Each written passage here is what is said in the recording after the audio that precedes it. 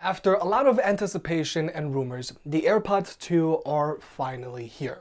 And if you're an iPhone user looking for a pair of truly wireless earbuds, then the AirPods 2 are still the best ones you can get, period. But even though the AirPods 2 bring with them new features like wireless charging if you decide to get the $200 version and always listening Siri, I feel Apple could have and should have done more, given that other truly wireless earbuds are starting to catch up and surpass the AirPods 2. Now, one of the biggest rumors that was going around about the AirPods 2 was that the charging case was going to be slightly larger than the original AirPods case to accommodate the new wireless charging coils. But to everyone's surprise, especially mine, the AirPods 2 charging case with wireless charging is the exact same size as the original AirPods case. And you know what? I gotta give credit where credit is due. I think that's very impressive. And overall, to the untrained eye, the AirPods 2 look identical to the original AirPods. The only physical difference between the new AirPods and the old AirPods is all in the case. The battery indicator light is now on the outside, the hinge isn't chromed out anymore, the Bluetooth pairing button has been moved up a bit, and the case with wireless charging is now 2 grams heavier than before, which you're not even going to notice.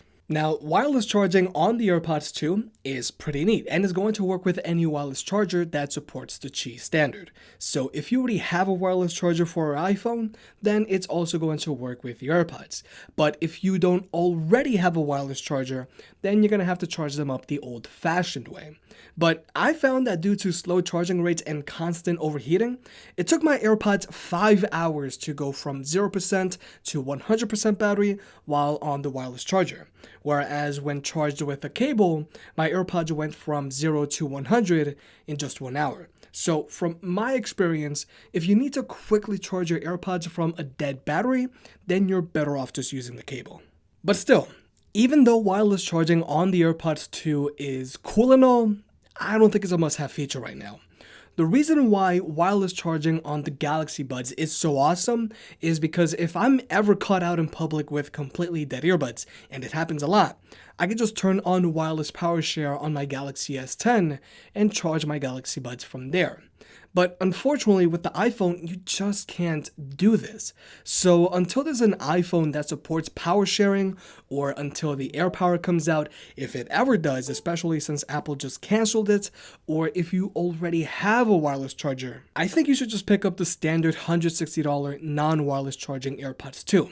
You're honestly not missing out on much. Now, when it comes to battery life, the AirPods 2 have the exact same battery life as the original AirPods. And that's not a bad thing. They have a combined battery life of 25 plus hours, where the earbuds themselves can go for 5 straight hours, and the case can supply an additional 4 or 5 charges. They even have the exact same fast charging, where if your AirPods die, if you drop them into their case for 15 minutes, they're going to get you 3 hours of playback time. The only battery performance difference between the AirPods 2 and the original AirPods is that with the AirPods 2, you can get 3 hours of talk time, whereas with the original AirPods, you could only get 2 hours of talk time. But this is where we get back to when I said I wish Apple would have done a few things differently. The AirPods 2 are using the exact same batteries found in the original AirPods. Now, AirPods in general have spectacular battery life, but that battery performance is short-lived due to battery degradation. When my original AirPods were brand new, I could go about 5 days in between charging them. Not bad at all. But then after a year and a half, I could only go about 3 days in between charging them. But now that my original AirPods are over 2 years old now, I have to charge them every other night. And that's the main reason why I had to upgrade to the AirPods 2. And since the AirPods 2 are using the same batteries as the original AirPods, I think we can expect similar battery degradation, unless Apple's new H1 chip is taking a significantly different approach to power management. But I highly doubt it, because if Apple can make you buy a fresh pair of AirPods every 16 months or so, they're going to want to keep doing that. But Apple's new H1 chip found in their new AirPods bring a new and, in my opinion, more useful feature than wireless charging, and that's always listening Siri. With the original AirPods, if you wanted to talk to Siri, you would first have to double tap on one of the AirPods, wait a second, and then tell her what to do. But now if you have always listening Siri turned on, you can simply just say, "Hey Siri," and tell her what to do, all without having to tap anything, like this. Hey Siri, turn on all the lights in the studio. Okay, the lights are on. And the most crucial thing here is that when you say, "Hey Siri," you don't have to wait for a beep or something. You can just give it your command right away, which just feels much more natural and intuitive. Because for comparison, the Surface headphones also have always listening Cortana. But before you can give Cortana a command, you first have to wait until she's ready for you, like this. Hey Cortana, what's the weather like in New York City today? The forecast in New York shows partly sunny skies with a high of 63 and a low of 56. And for me, having to wait in between saying the hot word and my command feels very janky, given that I've gotten so used to not having to pause when talking to my smart speakers. But another thing Always On Siri gets right on the AirPods 2 is that it only responds to your voice. So you don't have to worry about someone running up to you in public and say, "Hey Siri, call my FBI agent," and just run away just because they want to troll you. And having Always On Siri on the AirPods 2 means that you can change what double tapping on each AirPod does, giving you more physical control over your music. Personally, I like having play and pause on one AirPod and skip forward on the other AirPod. But still, even with always listening Siri, touch controls on the AirPods are still very limited compared to the robust touch controls found on the Galaxy Buds, which essentially give you full control over your music thanks to their onboard touchpads. I mean, I just want AirPods to support triple tapping. Now, when it comes to actually listening to music with the AirPods 2, if you didn't like how the original AirPods sounded, then you're not gonna like how these new ones sound, cause they sound exactly the same. Now, I'm not saying AirPods sound horrible, but I feel AirPods do put an emphasis on the bass to make up for the fact that they have very weak mids and instrument separation. But at least they don't sound tinny, so I say AirPods sound good enough.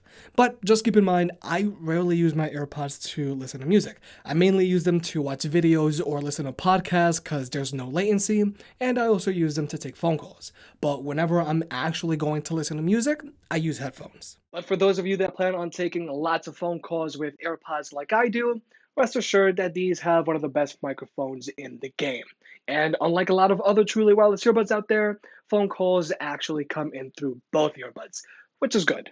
But finally, I want to talk about a feature that I'm just dumbfounded that Apple just didn't include on their new AirPods 2, and that's the inclusion of an ambient mode. A lot of new truly wireless earbuds like the Galaxy Buds have an ambient mode where you can set them up to pump in the sound around you so you can still be aware of your surroundings while you're listening to whatever you're listening to. Having an ambient mode is extremely useful if you're walking around the city or waiting for your name to be called while you're sitting in a waiting room. And I just don't understand why Apple just doesn't include an ambient mode on their AirPods when their AirPods already have the necessary built-in microphones. I mean, Apple already came out with live listen mode, so I don't understand why they just don't put out a software update for an ambient mode on their AirPods. It's a feature that's becoming increasingly common on all other earbuds and headphones. But overall, like I said at the beginning of this video, if you're an iPhone user looking for a pair of truly wireless earbuds, then the AirPods 2 are still the best ones you can get. And if you're an Android user, don't even bother, just get yourself the Galaxy Buds. But for my iPhone users, I just personally recommend you save yourself some money and get the non-wireless charging version unless you already have a wireless charger. Personally, I think wireless charging on the AirPods 2 will only actually matter once there's an iPhone that supports power sharing, if that day ever even comes. And I think always listening Siri is a bigger deal than wireless charging on the AirPods 2. I feel that if you already have a pair of AirPods that are less than a year old, whose batteries are performing just fine, then there's no need to rush out and upgrade.